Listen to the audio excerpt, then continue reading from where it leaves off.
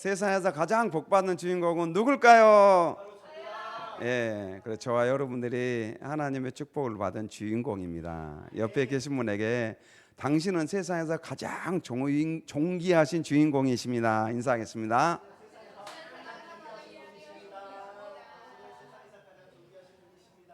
아멘. 우리 말씀 제목 두 번만 읽어볼까요? 거저 받아 시작. 거저 받았으니 거저 주라. 거저 받았으니 거저 주라. 여러분 거저 받았으면 거저 줘야 되는 거 맞죠? 예. 그런데 세상에서 보면은 세상에 공짜가 있을까? 우리가 광고나 어떤 뭐 인터넷에도 보면은 모두 다 공짜 이런 글귀를 간혹 볼 때가 있습니다. 야 공짜로 준대. 뭐 폰도 공짜로 준다고 그러고 또 공짜로 준다고 하는 데가 많이 있습니다. 우리나라 사람들은 공짜로 주면 양대물도 마신단 말이 있는데 공짜로 굉장히 그런데 모두 다 공짜. 정말 세상에 공짜가 있을까요 없을까요? 세상에 과연 공짜가 있을까? 그러나 세상에는 공짜가 없습니다. 세상은 공짜가 없어요. 그래서 우리가 살아가는 이 세상에 완벽한 공짜라는 게 과연 존재할까? 그렇지 않다는 것이죠. 우리가 상점이나 인터넷에서 무료라고 이렇게 광고하는 것들에 그런 광고들을 많이 봅니다. 근데 이런 것들을 보면은 결국은 뭘 요구합니까? 저도 그냥 인터넷에서 공짜 뭐 해가지고 해서 들어가면은 개인정보 다 입력하라고 나와요. 개인정보 다 입력하라고 나오고 그래야지 뭘 또 주겠다 뭐 이렇게 나옵니다. 개인정보 요구하거나 또 다른 상품을 구매하도록 유도하는 이 미끼에 불과하는 경우가 많이 있습니다. 그래서 세상 사람들은 세상에 공짜가 없다 이렇게 이야기해요. 세상에는 공짜가 없습니다. 받은 만큼 돌려줘야 되고 준 만큼 받아야 직성이 풀리는 철저한 계산 속에 살아갑니다. 여러분 그래서 우리가 받은 만큼 돌려줘도 또 준 만큼 어떠죠? 받아내야지 직성이 풀려요. 준 만큼 받아내야지 직성이 풀리는 게 그게 이 세상의 이치이고 세상의 법칙이기도 합니다. 자 그러나 오늘 본문에 보면 예수님께서 제자들을 전도 여행 파송 장면이 오늘 본문에 나오고 있습니다. 그런데 세상 이치와는 전혀 다른 이 영적인 원리를 가르쳐주고 계십니다. 우리 10장 8절 읽고 시작. 병든 자를 고치며 죽은 자를 살리며 나병 환자를 깨끗하게 하며 귀신을 쫓아내되 너희가 거저 받았으니 거저 주라. 여러분 세상에서 병든 자를 고치면 어떠죠? 병든 사람을 고쳐주면 병원에서 어떻습니까? 그만큼 병원비가 많이 나오게 돼 있습니다. 그냥 공짜 고쳐주는 데가 없어요. 또 죽은 자를 살렸다. 여러분 죽은 자를 살리는데 공짜가 있을까 없을까요? 정말 죽은 자가 살아났어요. 그냥 가만히 있겠습니까? 이 살려준 그 사람이 가만히 있겠습니까? 내가 살려주는데 그래도 뭔가 보상으로 해야 될 것 아니냐? 아마 분명히 그렇게 요구할 개연성이 많죠. 여러분 죽은 자를 살리고 나병 환자, 이 불치병이라고 이 나병 환자를 환자가 깨끗하게 받고 또 귀신을 쫓아냈습니다. 귀신을 쫓아냈는데 이 모든 것들에 대해서 예수님께서 뭐라고 말씀하시냐면은 너희가 거저 받았으니 거저 주라.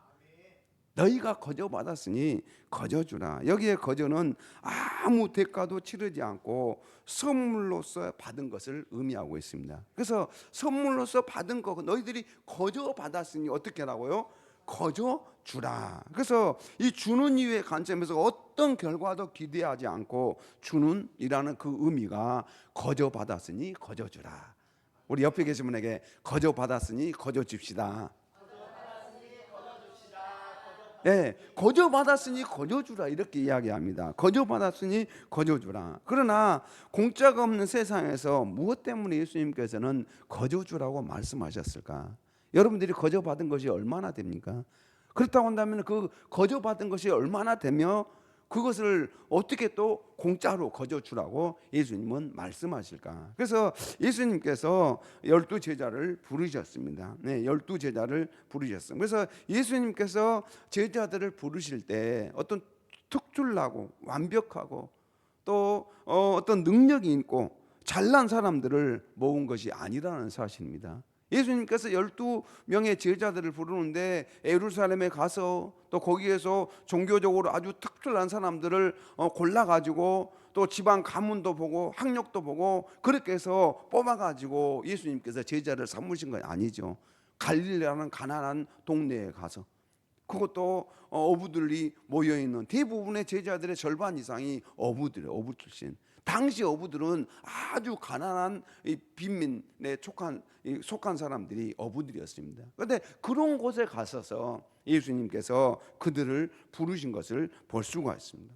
또 이스라엘 백성들이 죄인이라고 늘 취급하고 매국노라고 취급하는 그 세리, 이 세리도 예수님께서 불러서 제자로 삼으신 것을 볼 수가 있습니다. 그래서 예수님께서는 평범하고 아주 부족한 사람들을 불러가지고 하나님의 자녀로 삼아 주셨습니다. 믿습니까? 예, 평범하고 아주 부족한 사람. 그래서 12제자의 12사도의 이름은 이러하니 라고 하면서 베드로와는 시몬을 비롯하여 그의 형제 안드레와 세베대의 아들 야고보와 그의 형제 요한. 아주 시몬 베드로는 아주 직선적이고 다혈질적인 사람이지 않습니까? 야망이고 충동적이고 비판적이고 정죄를 잘하는 사람 야고보. 예, 그뿐만 아니라 또 우리의 아들, 예, 번개. 여러분 얼마나 성질이 급했으면 우리의 아들이라고 그렇게 했겠습니까? 예, 그래서 우리의 아들. 또 빌립과 바르돌레메, 도마와 세리마. 도마는 디두모라고도 하는데 굉장히 의심이 많은 사람. 내가 예수님의 옆구리에 손가락 한번 넣어보고 또 이 손 그 구멍 난 못 자고 내가 만져보지 않고는 내가 절대 못 믿겠다라고 했던 사람이 도마예요. 도마. 여러분 그렇게 믿음도 없고 의심이 많은 그 사람이 예수님의 제자가 됐다는 것이죠. 또 야고보, 다데오, 또 가나안인 시몬. 이 시몬이라는 사람은 아주 민족주의자예요. 예, 아주 철저하게 민족주의자입니다. 그런 사람을 이렇게 부르시고, 또 한 사람은 마지막 예수님을 판 가룟 유다. 예수님을 비판한, 그런 비판할 것도 아시면서도 선택하신 것 같은데 어쨌든 간에 이 예수님을 비판한 이 가룟 유다. 예, 여기에 보면은 여기에 아주 그냥 유능하고 똑똑한 사람들은 거의 없습니다. 예, 거의 없어요. 야, 그래서 고린도전서 1장 26절을 이하에 보면은 이렇게 말합니다. 우리 표준서면에 같이 읽어볼까요? 형제 자매 여러분, 여러분이 부르심을 받을 때 그 처지가 어떠해야 하는지를 생각하여 보십시오. 육신의 기준으로 보아서 지혜 있는 사람이 많지 않고 권력 있는 사람이 많지 않고 가문이 훌륭한 사람이 많지 않았습니다. 그런데 하나님께서는 지혜 있는 자들을 부끄럽게 하시려고 세상의 어리석은 것들을 택하셨으며 강한 것들을 부끄럽게 하시려고 세상의 약한 것들을 택하셨습니다. 아멘. 그래서 하나님께서 우리를 부르실 때 세상에서 특출나고 또 유능한 그러한 사람을 불러서 하나님의 자녀로 삼으신 것이 아니라는 것입니다. 하나님께서 우리들을 부르신 것은 우리들을 사랑하셔서 그랬습니다. 믿습니까? 하나님께서 저와 여러분들을 사랑하셔서 하나님의 백성으로 이렇게 불러주셨습니다. 또 뿐만 아니라 이렇게 연약한 자들을 불러서 하나님께서 이 제자들을 부르시고 또 그들을 이렇게 선택하신 그 이유가 뭐냐면은 그들에게 하나님의 능력으로 덧입혀 주시기 위해서 그런 것이죠. 하나님께서 하나님의 능력으로 그들을 무장시켜 주시기 위해서 연약한 자들을 부르셨습니다. 자, 그래서 10장 1절 다시 한번 시작. 예수께서 그의 12 제자를 부르사 더러운 귀신을 쫓아내며 모든 병과 모든 약한 것을 고치는 권능을 주시니라. 자, 예수님께서 이들을 부르시고 더러운 귀신을 쫓아내고 모든 병과 모든 약한 것을 고치는 그 권능을 이들에게 주셨다는 것이죠.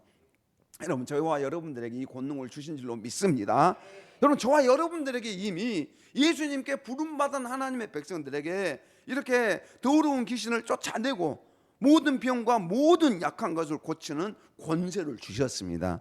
여러분, 그래서 그 권세를 가지고 우리가 현장에 나가서 복음을 전해야 될 줄로 믿습니다. 자, 그래서 연약한 이들을 부르셔서 귀신을 쫓아내고 모든 병과 약한 것을 고치는 이 권능을 주셨다는 거죠. 그래서 우리가 전도를 하려다 보면은 먼저 두려운 마음에 주저하게 되죠. 두려운 마음들이 있어요. 두려운 마음들. 왜 그럴까요? 그래서 어떤 분은 성경 지식이 부족해서, 또 어떤 분은 내 삶이 아직 본이 되지 못해서 내가 이렇게 살고 있는데 어떻게 복음을 전할 수 있을까? 본이 되지 못해서. 물론 그게 이제 걸리기도 하죠. 사실은 어떻게 보면은 또 입술에 능변이 없어서 두려워하는 경우도 있습니다. 그러나 우리가 전도를 나가는 것은 내 능력으로 하는 것이 아니라 주님께서 주신 권능으로 하는 것입니다. 믿습니까? 우리 옆에 계신 분은 내 능력이 아니라 주님의 능력으로 합니다. 우리가 복음을 전하는 거 여러분 내 능력으로 하는 게 아니에요.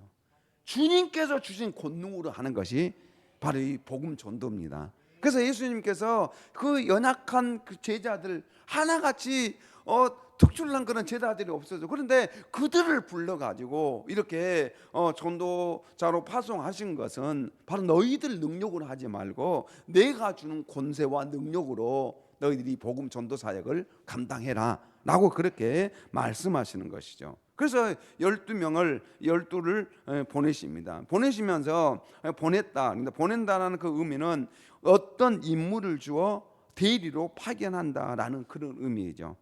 예수님께서 자신을 대신해서 천국 복음을 전할 대리자로 파견하신 것이죠. 여러분, 그래서 예수님께서는 우리를 예수님의 대사로 세상에 파송하셨습니다.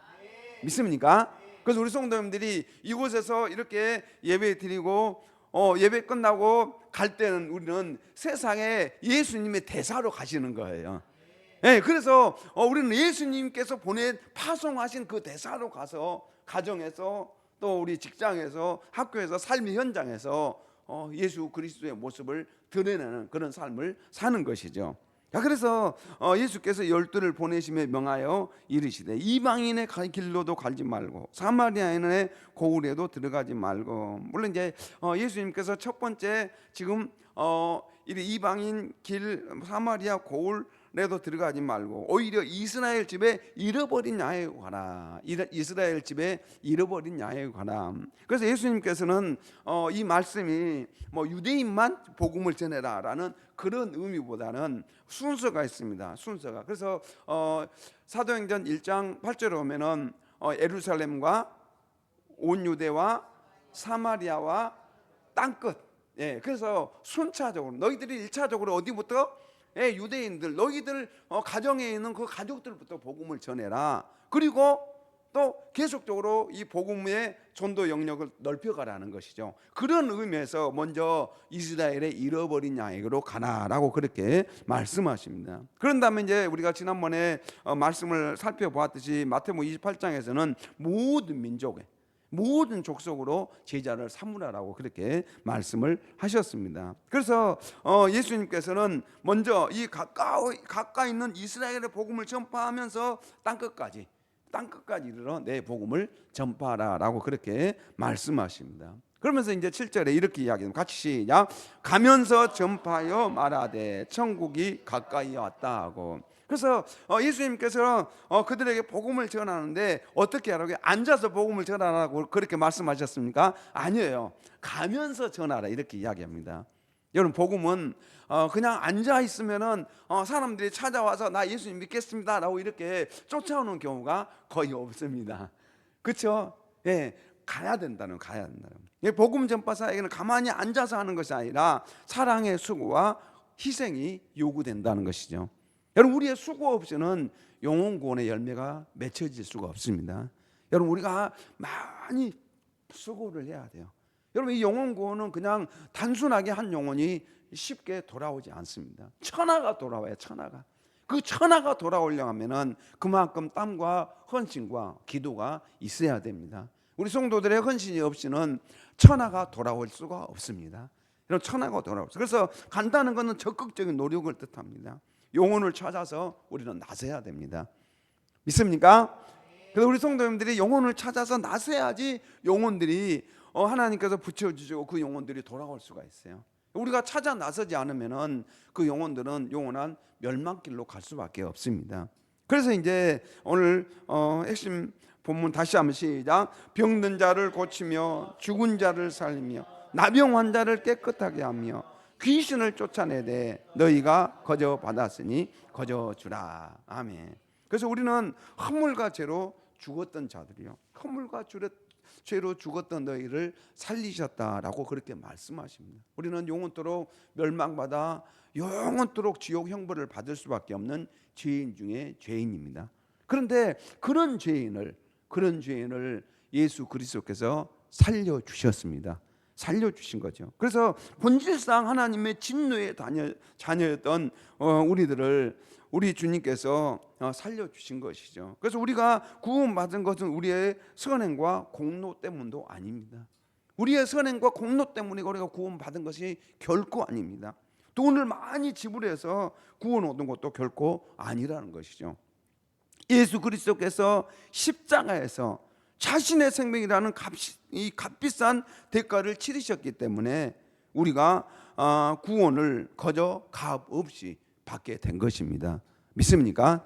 그래서 우리가 구원받은 것은 예수 그리스도께서 사실은 핏값을 지불하셨기 때문에 우리가 구원받은 거예요.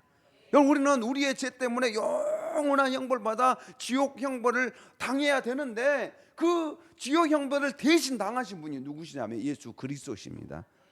예수 그리스도께서 우리를 대신해서 희생제물로 희생하셨기 때문에 바로 그 예수를 믿는 자마다 이렇게 거저 구원받은 거예요.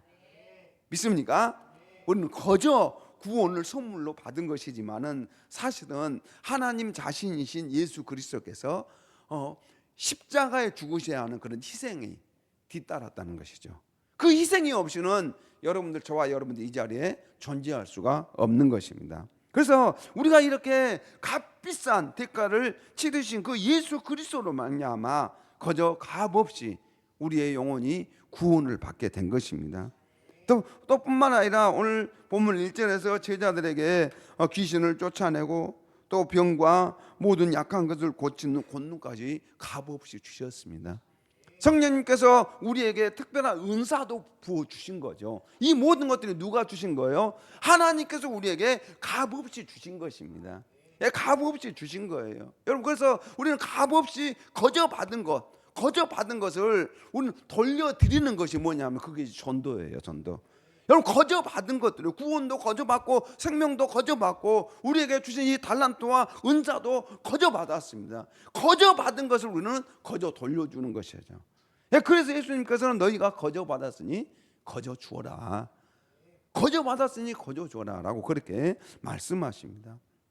여러분, 세상에는 공짜가 없다는 말을 했습니다. 그러나 하나님께서는 거저 받은 것은 거저 주어야 한다라고 말씀하십니다. 우리가 거저 줄 수 있는 것이 무엇이겠습니까? 우리가 거저 줄 수 있는 것이 무엇일까요? 그것이 바로 진리이고 사랑입니다. 참된 진리는 오직 예수 그리스도의 십자가 복음뿐입니다. 저는 이 복음을 우리는 거저 주어야 된다는 것이죠. 요한일서 4장 10절에 오면은 이렇게 말씀 같이 읽어볼까요? 사랑은 여기 있으니 우리가 하나님을 사랑한 것이 아니 하나님이 우리를 사랑하사 우리 죄를 속하기 위하여 화목제물로 그 아들을 보내셨습니다.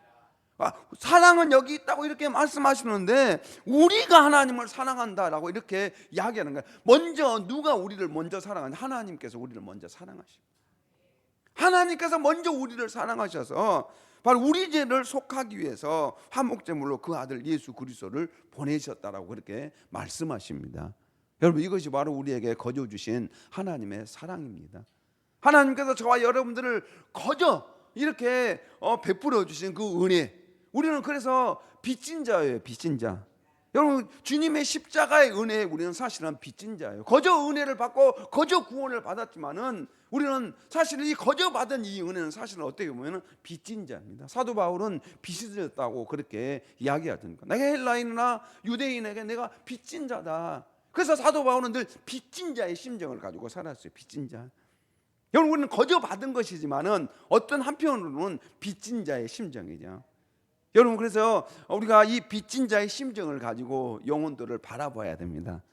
그래서 사도 바울은 그 믿지 않는 이 헬라인이나 또 믿긴 하지만은 메시아, 참된 메시아 예수 그리스도를 제대로 믿지 못하고 있는 저 유대인들을 바라볼 때 빚진 자의 심정, 내가 빚을 언제 갚아야 되나?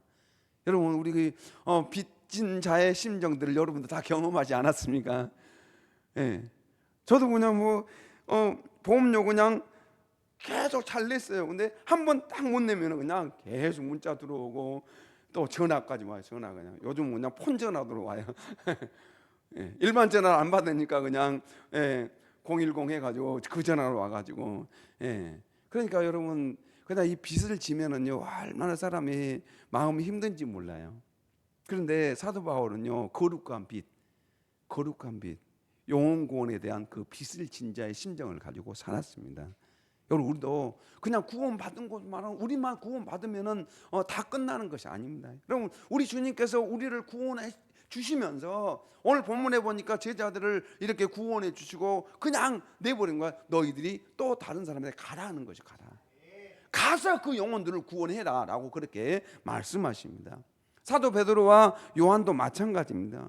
그래서 예루살렘 성전에서 이 성전에 올라가다가 미문이라는 그 문에서 한 이 안진뱅이를 만나지 않습니까? 그 만났는데 베드로가 그 구걸하는 그 사람에게 은과 금은 내게 없다. 실제적으로 그들의 호주머니는 아무것도 없었던 것 같아요. 그런데 내게 없거니와 내게 있는 것을 너에게 주겠다. 나사렛 예수 그리스도의 이름으로 일어나 걸으라. 나사렛 예수 그리스도 이름 이것 바로 이것을 거저 받았는데 이것을 거저 그는 전하는 것이죠. 여러분 나사렛 예수 그리스도의 이름으로 일어나 걸으라 라고 얘기했을 때 역사와 기적이 일어난 거죠. 여러분 예수님의 이름에는 능력이 있습니다. 여러분 사도 바울에게 사도 베드로와 요한에게 하나님께서는 이런 권능을 주셨어요. 그들뿐만 아니라 예수를 믿는 우리에게도 이런 권능을 주셨습니다. 이 권능을 가지고 너희들이 복음을 전하면서 그 영혼들을 살려내라라고 말씀하십니다. 여러분 우리가 어떻게 이 연약한 우리가 어떻게 영혼들을 살려낼 수가 있겠습니까? 어떻게 그 지옥 갈 인생들을 천국으로 이끌 수가 있겠습니까? 그러나 내 능력이 아니라 주님의 능력으로 하면 됩니다. 주님의 능력으로 하면 영혼들이 일어나고 살아나게 될 줄로 믿습니다. 자, 그래서요 예수님께서는 거저 예수님께서 주신 것은 이것을 가지고 영혼들을 살려내라고 우리에게 주신 줄로 믿습니다. 그렇게 주신 거예요. 자, 그래서 이 은혜의 유통자가 되어야 된다는 것이요. 갈릴 바다에서 요단강을 따라서 사해로 물이 흘러갑니다. 그런데 매일 500만 톤의 물이 이 사해로 흘러 들어간답니다. 매일 500만 톤이면은 어마어마한 물이 지금 사해로 흘러 들어가요. 자, 이 사해로 흘러 들어가는데 이 사해는 물을 받아들이기만 합니다. 받아들이기만 하고 흘려 보내지 않습니다. 그래서 사해 죽은 바다예요. 죽은 바다. 왜 죽은 바다인가? 물은 받아들여요. 계속 받아들이면서도 뭐예요? 뒤로 그냥 흘려 보내질 않아요. 그래서요 그 바다를 죽은 바다라고 그렇게 지칭하고 있습니다. 우리의 영혼도 마찬가지입니다. 우리가 은혜를 받기만 하고 그것을 나누지 않으면 영적 무기력증에 빠질 수밖에 없습니다. 여러분 그래서 우리가 은혜를 받은 만큼 어떻게 해야 됩니까? 그것을 또 나눌 때 그 은혜는 더 충만하게 됩니다.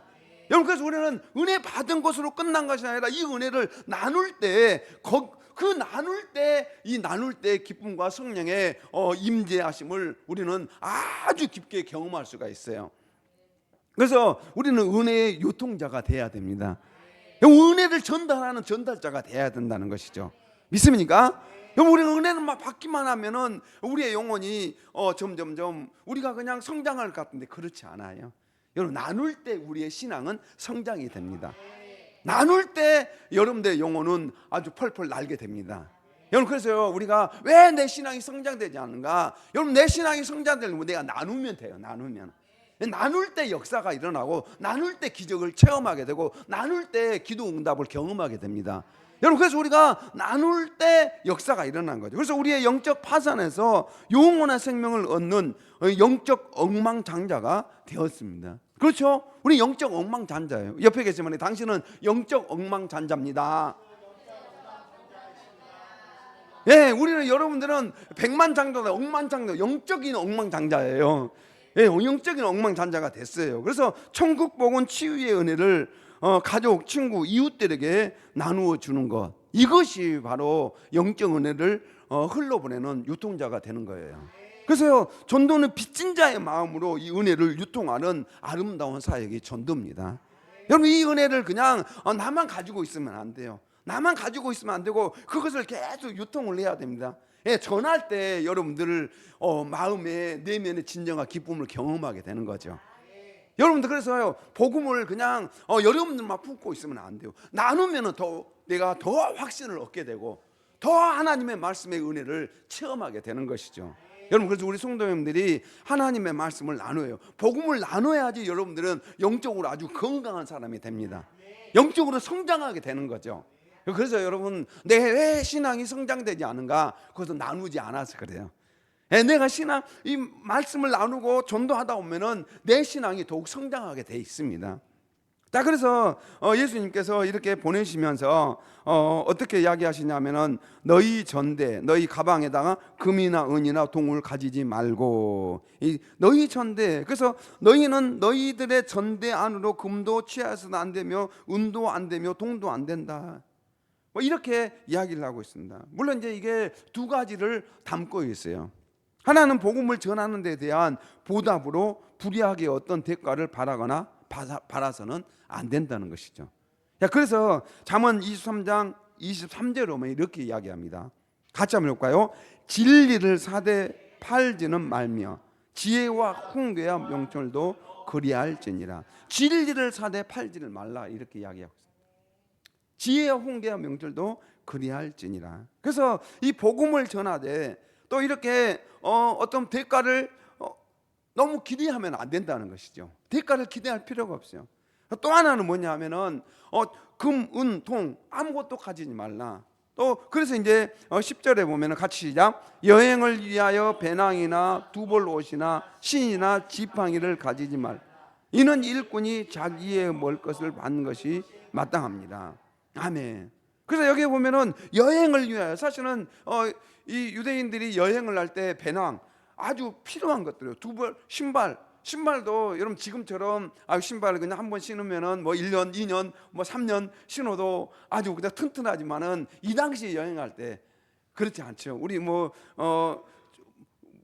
멀리 갈 것도 없죠. 뭐 그냥 집신 신을 때, 저는 한 번도 안 신어봤지만 어쨌든 집신 신을 때 그런 시절도 우리나라에 있지 않았습니까? 그리고 그것을 신을 때 얼마나 오래 가겠습니까? 얼마 못 가는 것이죠. 자, 그래서 두발 옷, 또 신발, 뭐 이러한 것들은 아주 필수품들입니다. 근데 그 필수품들조차도 하나님께서는 아무것도 가지지 말라.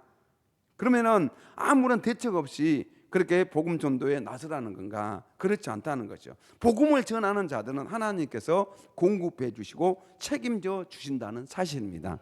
하나님께서 공급해 주시고 책임져 주신다는 거죠. 여러분들이 복음을 전하면은요, 누가 책임져 주신다고요? 하나님이 다 책임져 주십니다. 믿습니까?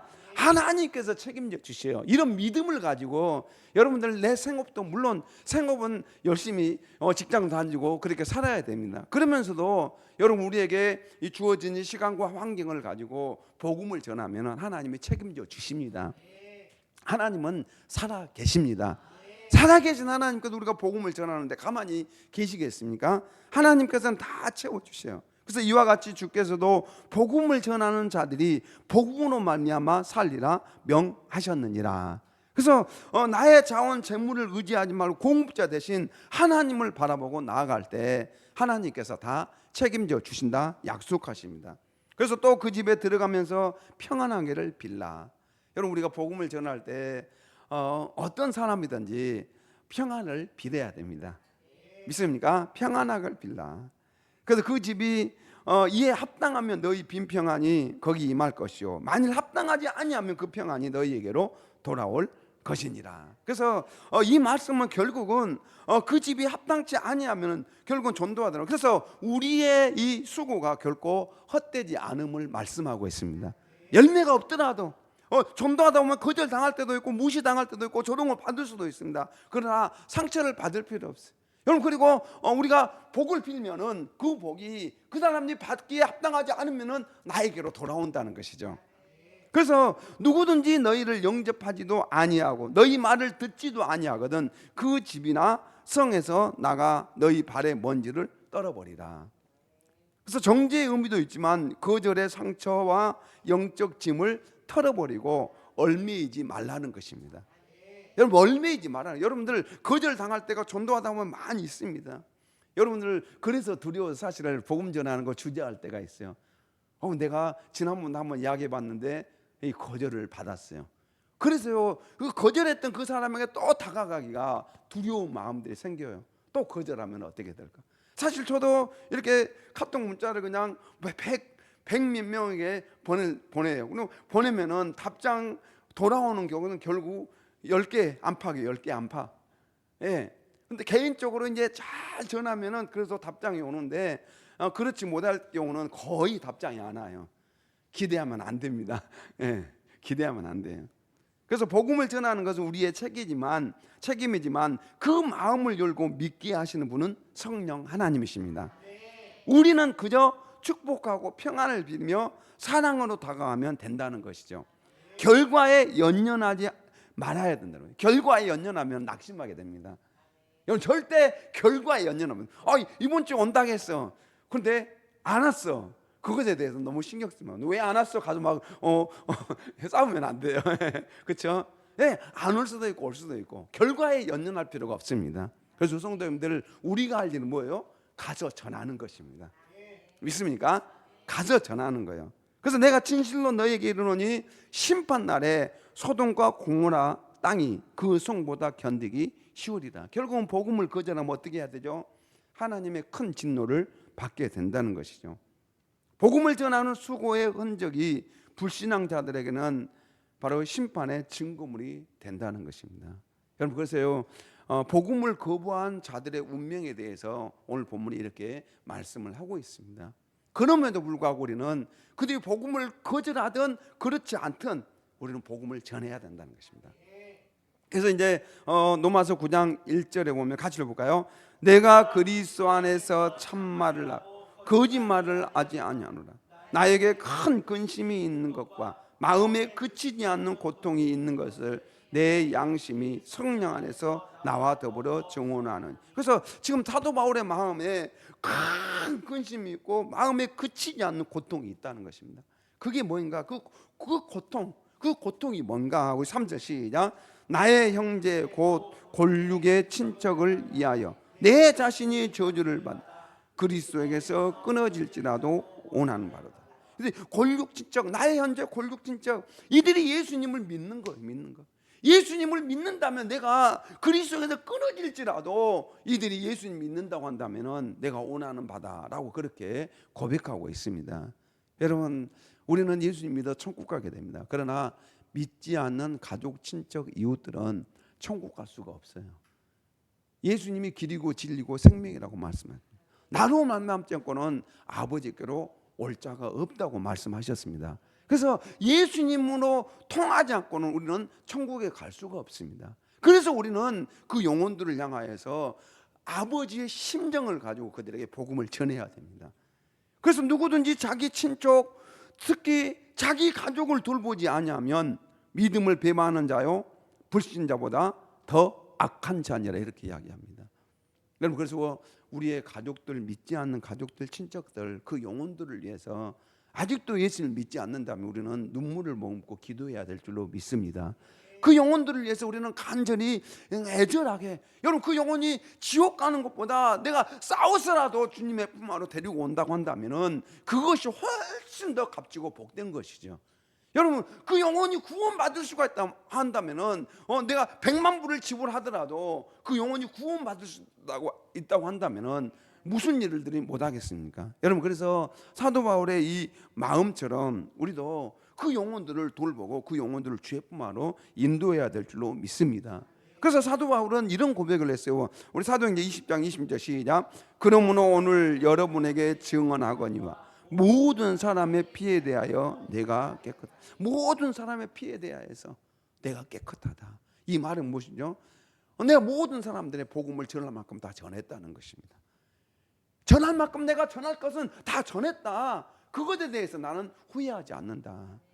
그런데 하나님께서 우리에게 붙여주신 영혼에게도 우리는 복음을 전하지 않고 그러다가 하나님 앞에 섰을 때 우리는 결국은 후회하게 된다는 것입니다. 우리 27절 시작. 이는 내가 꺼리지 않고 하나님의 뜻을 다 여러분에게 전하였습니다. 하나님의 뜻을 다 여러분들에게 전했다. 그래서 나는 모든 사람의 피에 대해서 깨끗하다. 그들이 지옥 가더라도, 그들이 천국 가더라도 그들의 피에 대해서는 나는 더 이상 이제 책임질 거 없다. 여러분, 우리는 모든 사람의 피에 대해서 깨끗해야 될 줄로 믿습니다. 우리에게 붙여주신 그 영혼들은 하나님께서 나를 통해서 복음을 들려주시기 위해서 나를 그 사람에게 붙여주신 거예요. 그래서 여러분, 그 영혼들 복음을 전해야 되고, 또 우리 가족들도 마찬가지. 1차적으로 가족들을, 친척들을 믿지 않는 그 영혼들, 나는 천국까지만, 그 영혼이 만약에 영원한 지옥 불구게 되면서 영원토록 살게 된다면은 그 영혼은 영원토록 원망하게 될 것이죠.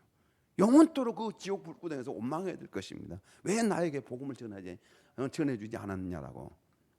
그래서 우리가 구원받은 것은 세상에서 가장 큰 기적입니다. 가장 비싼 구원의 선물을 거저 받은 것이죠. 주님은 우리에게 이렇게 말씀하십니다. 내가 나에게 값 없이 생명과 사랑을 받았으니 너도 세상에 나아가 이 사랑을 값 없이 나누어 주어라. 거저 받았으니 너도 거저 주어라. 우리의 삶의 현장, 직장, 학교, 그리고 가정은 예수님께서 우리를 파송하신 전도 여행지입니다. 우리 주님께서 우리를 그곳에 파송하셨어요. 우리가 만나는 모든 사람에게 거저 받은 예수 그리스도의 사랑을 흘려보내는 은혜의 통로, 축복의 마중물이 되시기를 주님의 이름으로 축복합니다. 믿습니까? 예, 그래서 이 말씀을 우리가 생각하면서 하나님 거저 받았으니 이번 주간에 거저 주는 그런 주의 백성이 되게 하여 주시옵소서. 주여 한번 부르고 우리 간절히 기도하겠습니다.